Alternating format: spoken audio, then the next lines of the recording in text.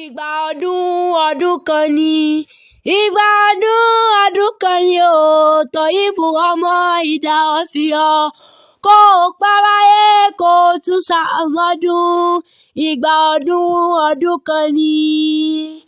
Àríkẹ́ mo dé lónìí orí mi àfire. Bámo lówó dúró àwọn ajífẹ́ pèsè rí ọmọ ajíbọ̀sìn lè mi kú ṣe. Toyibu aya rẹ ló gbé mi wá o. Bàṣírátì ọmọ Bálẹ̀ àwọn yàyà ló gbé mi wá. Ọ̀yà rẹ̀ lọ́dẹ ọkọ. Ó ní òní lọ́jọ́ bí ọkọ mi olówó orí mi ayọ̀ mi máa ń kí kú ọdún.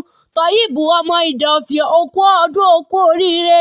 Mo bá ọdún pẹ́pẹ́ rẹ̀ èyí bá ọ láyé tí ó bọ́ nínú sàárè. Tó bá ọ lókè èpẹ̀ nínú àlàáfíà àti ìfọ̀kànbalẹ̀. Àlàáfíà rẹ̀ ò wá nídìí fíàfíà ìwà rẹ̀ ò ní bẹ́lẹ́dù umare nínú.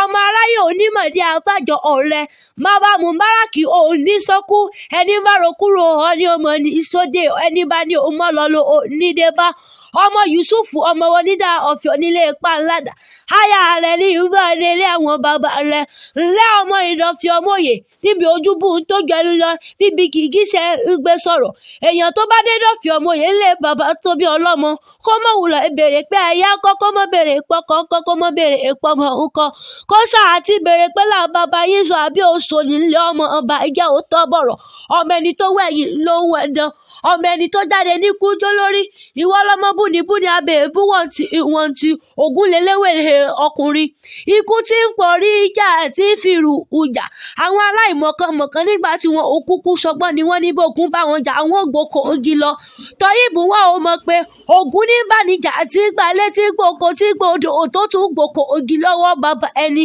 ilé ọmọ Yusuf ọmọ Ida Ọ̀fìọ̀ ọmọye bàbá Kamali ní ìwọ̀n kí ọkọ ọdún o Toyibu ọ̀rẹ́ rẹ̀ ọmọ bí ọmọ ìyá rẹ̀ ní ìwọ̀n kí ọkọ ọdún ọ̀gá rẹ̀ ọmọ gorí ọlásọ̀lá ní ìwọ̀n kí ọ àbúrò rẹ̀ Sodiq Yusuf àtaya rẹ̀ ní ìwọ̀n kí ọ Ismaila ọlọ́bẹ̀ àti Kẹ́hìndé ọ̀lẹ́ ní ìwọ̀n kí ọ Kasim àbúrò rẹ̀ ní ìwọ̀n kí ọ Bájà Sọlá ọmọ ìyá bíyè ní ìwọ̀n kí ọ àbúrò rẹ̀ Sodiq ọmọ ìyá bíyè ní ìwọ̀n kí ọ kú ọdún àbúrò rẹ̀ Hamza láti Yusuf ní ó sọdún ayọ̀ ọlọ́rọ̀ olówó orí Bídèmí ní kò ní í jáse mọ́ àbúrò rẹ̀ Ọpẹ́yẹmí ọmọ sẹ́yìn òru ẹ̀bẹ̀dìmọ̀ kọ́ ní ìwọ̀n kí ọ Wàsíù ọ̀tẹ́ni ọ̀gá rẹ̀ ní kí ọ Yusuf Èkó ní mọ́ kí ọ dáadáa bàbá Jàpá ọ̀rẹ́ rẹ̀ ní mọ́ kí ọ gbogbo ojúlùmọ̀ ọ̀rẹ́ náà ní mọ́ kí ọ kú ọdún Toyibu ọmọ wọn ní Ida Ọ̀fìọ̀ mo ti ṣetán mo ti relé aya rẹ lórí mọ́ kí ọ ní méjọ